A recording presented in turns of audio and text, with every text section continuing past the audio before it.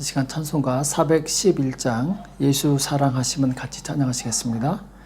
찬송가 411장 예수 사랑하심은 같이 찬양하시겠습니다.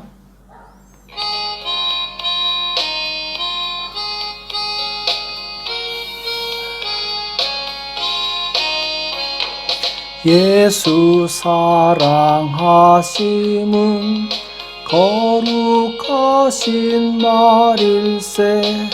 우리들은 약하나 예수 권세만 보다. 날 사랑하신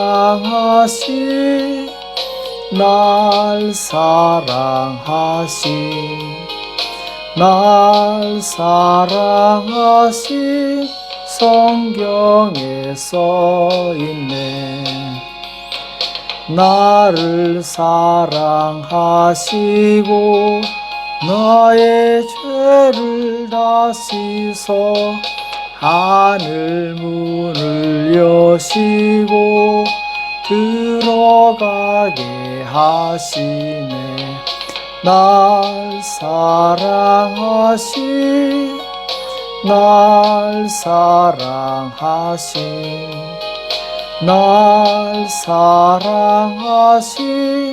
성경에 써있네.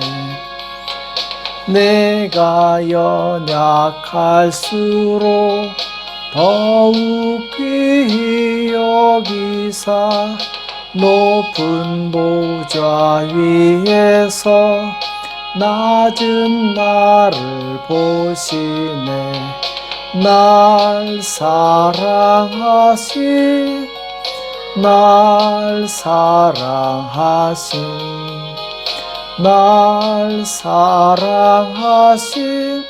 성경에 써있네.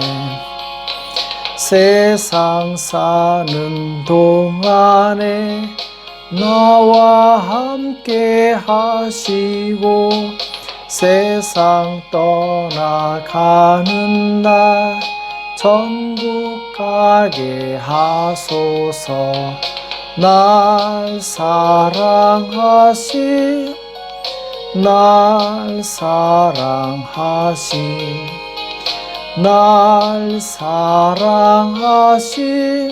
성경에 써있네. 아멘. 우리 이 시간 기도하겠습니다.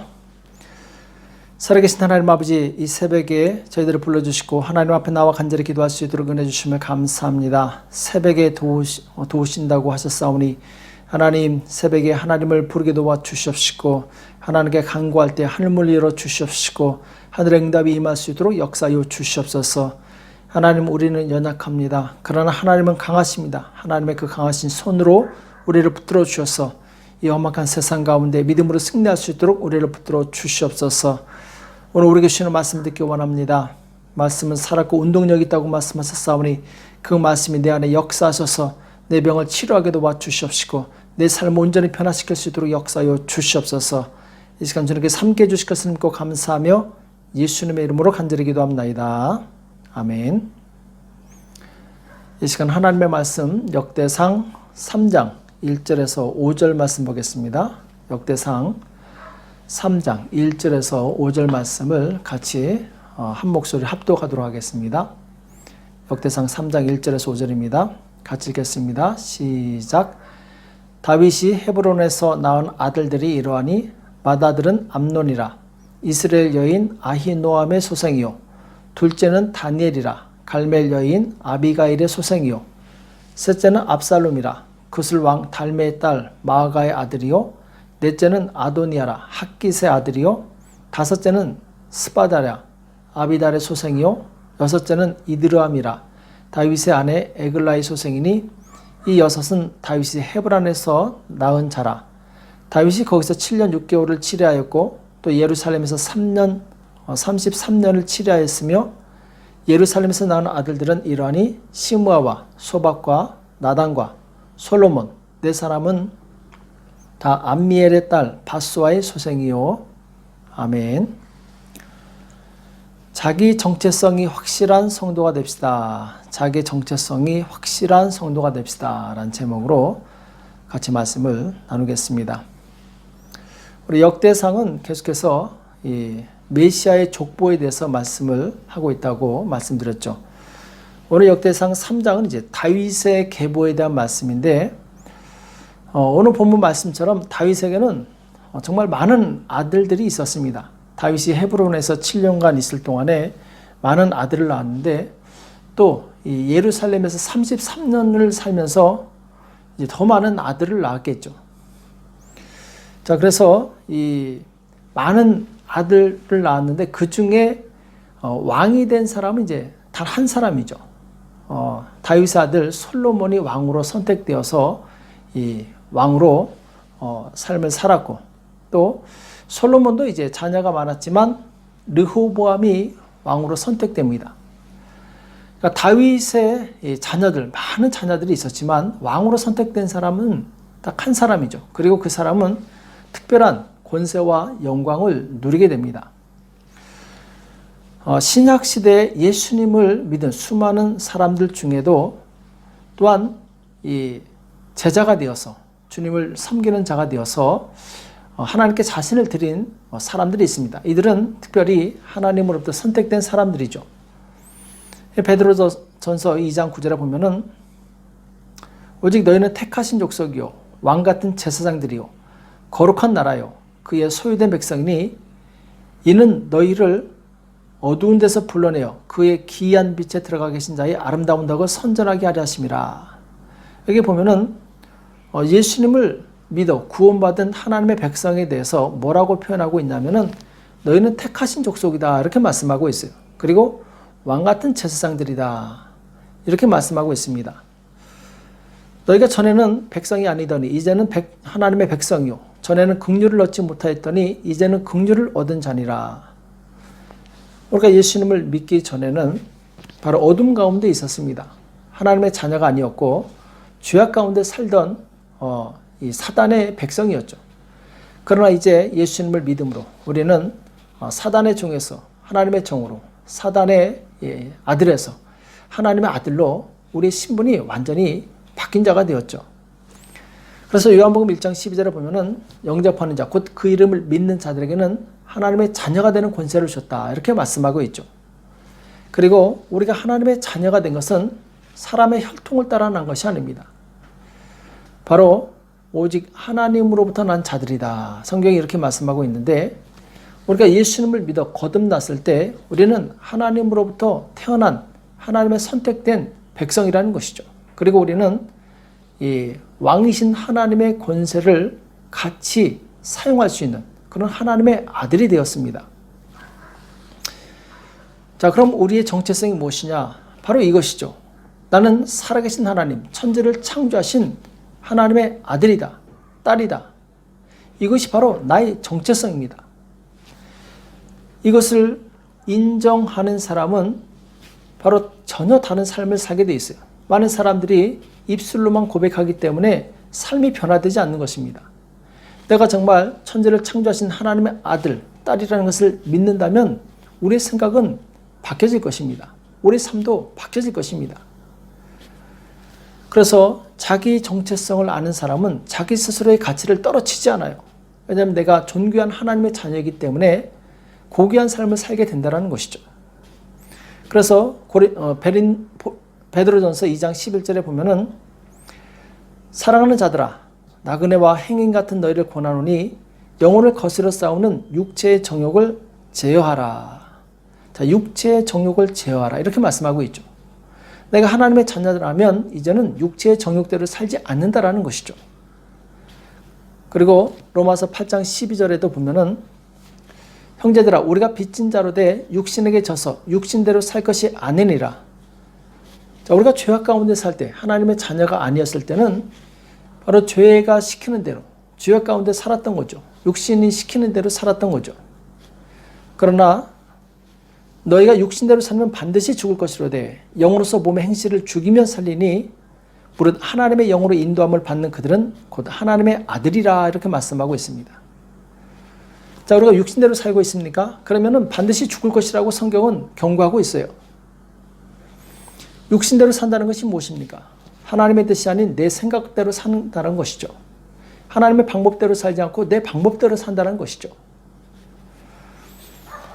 육신대로 살다가 하나님의 위대한 종이 된 사람이 있습니다. 우리가 잘 아는 것처럼 어거스틴이라는 사람이죠.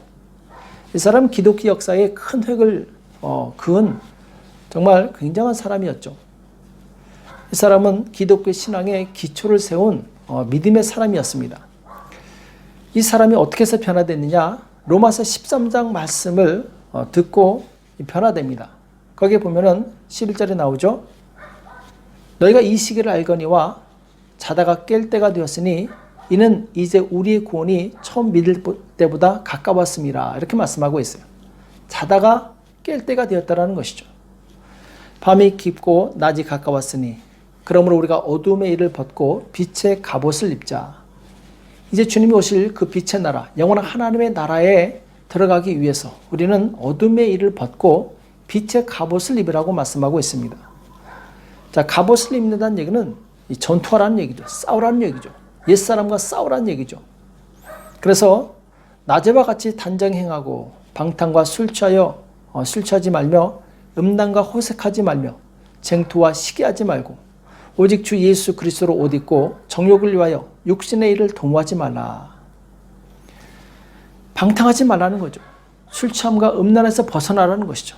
오직 예수님으로 옷을 입고 예수님으로 옷을 입는다는 얘기는 바로 내가 거룩한 예수님의 사람이 된다는 것이죠. 이제는 내 정욕을 위해서 육신의 일을 도모하지 않는 것, 이것이 바로 하나님의 자녀의 바른 자세입니다. 어거스틴이 이렇게 위대한 인물이 될 수 있었던 것은 옛사람을 벗어버리고 그리고 그리스도 안에서 새 사람이 되었기 때문에 그렇죠. 자신이 하나님의 택함받은 자녀라는 사실을 알고 나서 그는 죄악된 과거를 버리고 신실한 그리스도인으로서 살아가게 됩니다. 우리도 마찬가지입니다. 나는 존귀한 하나님의 자녀라는 이 정체성과 자부심을 갖게 된다면 우리는 전혀 다른 삶을 살겠죠. 나의 정체성을 아는 사람이라면 하나님 앞에 품위 있게 행동합니다. 악한 자들과 어울리면서 죄에 동조하지 않아요. 우리 부모들이 자녀들에게 왜 나쁜 친구들과 어울리지 말라고 경고합니까? 타이릅니까? 나쁜 친구들과 어울리게 되면은 바로 자기 정체성이 흐려지게 됩니다. 내가 악한 일을 해도 되는 존재, 그리고 탈선해도 되는 존재로 착각하게 된다는 거예요. 우리는 하나님 앞에서 나 자신을 바라볼 수 있는 그런 믿음의 성도가 되시길 축복합니다. 나는 하나님이 보시기에 존귀한 하나님의 자녀라는 거예요.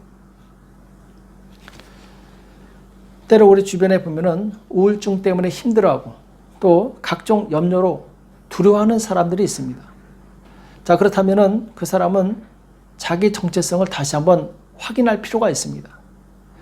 내가 그리스도 안에서 존귀한 자가 되었다라는 옛사람이 아니라 이제는 그리스도 안에서 새 사람이 되었다라는 자기 정체성을 분명히 해야 됩니다.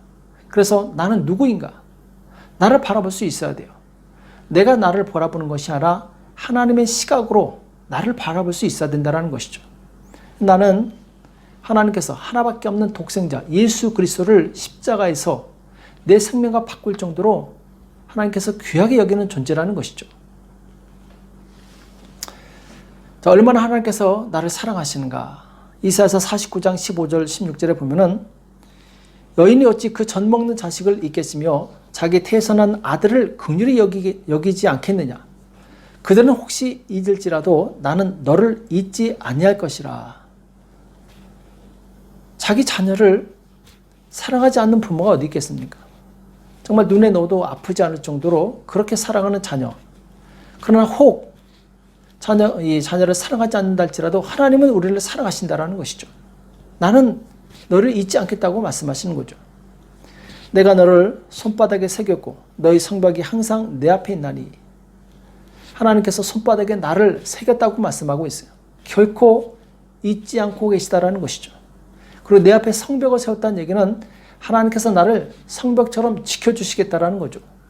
어떤 환난과 고난이 온다 할지라도 하나님께서 나의 편이 되어 주셔서 나를 지켜주시겠다라는 거죠. 우리는 끝까지 하나님을 신뢰하고 버티시기 바랍니다. 견디시기 바랍니다. 하나님은 나의 편에 있는 거예요. 내가 약해도 하나님은 강하시기 때문에 우리가 하나님을 의뢰하면 그 하나님의 강하신 능력을 우리가 도움을 받을 수 있는 거죠. 이사야서 41장 13절 이하에도 나 여호와 너의 하나님이 내 오른손을 붙들고 내게 이르기를 두려 말라 내가 너를 도우리라 할 것임이라. 지렁이 같은 너 야곱아 너희 이스라엘 사람들아 두려 말라 나 여호와가 말하노니 내가 너를 도울 것이라 내 구속자는 이스라엘의 거룩한 자니라. 여기 보면은 지렁이 같은 너 야곱아 이렇게 말씀하고 있어요. 지렁이가 무슨 힘이 있겠습니까? 얼마나 연약하고 미천한 존재입니까? 하나님께서는 이스라엘 백성이 바로 지렁이와 같다 이렇게 말씀하고 있어요. 그러나 두려워하지 말라고 말씀하고 있습니다. 왜냐하면 나는 너의 구속자요 곧 너의 구원주요 그리고 거룩한 하나님이다 이렇게 말씀하고 있는 거죠. 보라 내가 너로 이가 날카로운 새 타작 기계를 삼으리니 내가 산들을 쳐서 부스러기를 만들 것이며 작은 산들로 겨같이 할 것이라. 내가 그들을 까부른 즉 바람이 그것을 날리겠고 회리바람이 그것을 흩어버릴 것이로되 너는 여호와로 인하여 즐거워하겠고 이스라엘의 거룩한 자로 인하여 자랑하리라. 아멘. 아무리 하찮은 미물 지렁이라 할지라도 하나님께서 그를 새 타작 기계로 만드시면 큰 산이라도 부스러뜨려 버린다는 것이죠. 아무리 큰 대적이라 할지라도 하나님께서 이기게 하신다는 거죠. 내 인생에 아무리 큰 문제라 할지라도 하나님께서 해결해 주시겠다는 것이죠. 나의 연약함에 집중하지 마시고 하나님의 강하심에 집중하시기 바랍니다. 예수님의 제자들은 가난한 어부 출신이었어요. 그러나 이 가난한 어부의 출신, 이 소수가 전 세계를 바꿉니다. 그들이 강해서가 아니에요. 그들이 믿는 하나님이 강하셨기 때문에 그렇죠. 나는 약하지만 능력이 하나님의 손에 붙들리면 세상을 변화시킬 수 있습니다. 문제는 내 정체성이 확실하냐 아니냐 여기에 달려있는 거예요. 나의 진정한 정체성은 하나님께 속한 하나님의 자녀입니다. 하나님의 자녀는 세상 정욕을 버리고 하나님과 같은 마음과 정신을 갖게 돼 있어요. 그럴 때 우리는 영적인 것을 공유하게 됩니다. 고린도전서 2장 14절에 보면은 육에 속한 사람은 하나님의 성령의 일을 받지 아니하나니 저희에게는 미련하게 보이며 또 깨닫지도 못하나니 이런 일은 영적으로야 분변함이니라 이렇게 말씀하고 있어요. 여기 보면 육에 속한 사람에 대해서 말씀하고 있습니다. 육에 속한 사람, 반대의 말은 성령에 속한 사람이죠. 육에 속한 사람은 하나님의 일을 받지 못해요. 하나님과 동행할 수 없습니다.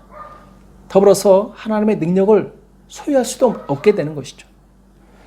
우리가 세상에 속해서 여전히 육적인 삶을 살아가고 있다면 영적인 사람으로, 성령의 사람으로 자신을 돌이키시기 바랍니다. 육적인 사람으로는 결코 하나님의 뜻을 이룰 수가 없어요. 신령한 자는 모든 것을 판단하나 자기는 아무에게도 판단을 받지 아니하느니라. 자, 신령한 자에 대해서 말씀하고 있습니다. 나는 과연 신령한 자입니까? 신령하다는 것은 바로 하나님의 마음을 갖는다라는 거예요. 하나님과 같은 생각을 갖는 사람이라는 것이죠. 누가 주의 마음을 알아서 주를 가르치겠느냐? 그러나 우리가 그리스도의 마음을 가졌느니라. 자, 여기서 그리스도의 마음이라고 표현하고 있습니다. 신령한 사람은 어떤 사람이냐? 성령에 속한 사람은 어떤 사람이냐? 그리스도의 마음을 가진 사람이라고 말씀하고 있습니다. 그래서 우리가 이 땅에 살아갈 때 항상 기억해야 될 것은 예수님이라면 어떻게 하실까? 예수님이라면 어떻게 행하실까? 이것을 깊이 생각해야 될 줄을 믿습니다. 그리고 예수님의 마음을 우리가 소유했을 때 그때부터 우리는 진실로 하나님의 오른손에 붙들려서 하나님의 보호하심 가운데 하나님께 열매를 드리는 능력 있는 바로 성도가 될 수 있는 것이죠. 하나님께서는 우리를 강한 그리스도의 군사로 만들기를 원하십니다. 하나님께서 함께 하시는 것이 바로 강한 군사가 되는 비결이에요. 하나님을 100% 의지하는 것이 바로 하나님께 열매 맺는 비결입니다. 우리는 그리스도의 마음을 깨닫고 전적으로 하나님을 의지하시기 바랍니다. 하나님께서는 바로 내가 하나님의 자녀라고 말씀하고 있어요. 내가 이 하나님의 자녀라는 분명한 정체성, 내 의식을 가지고 있을 때 우리는 하나님과 동행할 수 있고 또 하나님께서 기뻐하시는 그 삶에 동참할 수 있음을 기억하시고 바로 내 정체성을 확실히 하시고 하나님의 말씀을 따라가는 저와 여러분 되시길 예수님의 이름으로 축복합니다. 기도하겠습니다. 살아계신 하나님 아버지, 오늘 우리에게 말씀해 주심을 감사합니다. 다윗에게 많은 아들이 있었지만 그 중에 한 사람만 왕이 될 수 있었습니다. 이 세상에 많은 사람들이 있지만 우리가 예수님을 믿어 하나님의 자녀가 되었고 왕같은 제사장이 되었습니다. 우리가 받은 이 선택, 우리가 받은 이 특권을 우리가 잊지 않게 도와주시옵시고 존귀한 하나님의 자녀로 살아갈 수 있도록 도와주시옵소서. 옛사람을 벗어버리고 이제 그리스도 안에서 새 사람이 되게 도와주시옵시고 하나님의 말씀을 따라 신령한 삶을 살아가는 성령에 속한 사람이 될 수 있도록 우리를 붙들어 주시옵소서. 감사하며 예수님의 이름으로 간절히 기도합나이다. 아멘. 오늘 말씀 기억하시면서 하나님, 내가 나의 정체성을 분명히 깨닫게 도와주시옵시고 이제 육의 일을 벗어버리고 하나님의 성령을 쫓아 살 수 있도록 도와달라고, 우리 자녀들을 축복해달라고, 교회와 나라와 민족을 위해서 가지고 난 기도 제목 가지고 이 시간 합심해서 간절히 기도하겠습니다. 기도하겠습니다.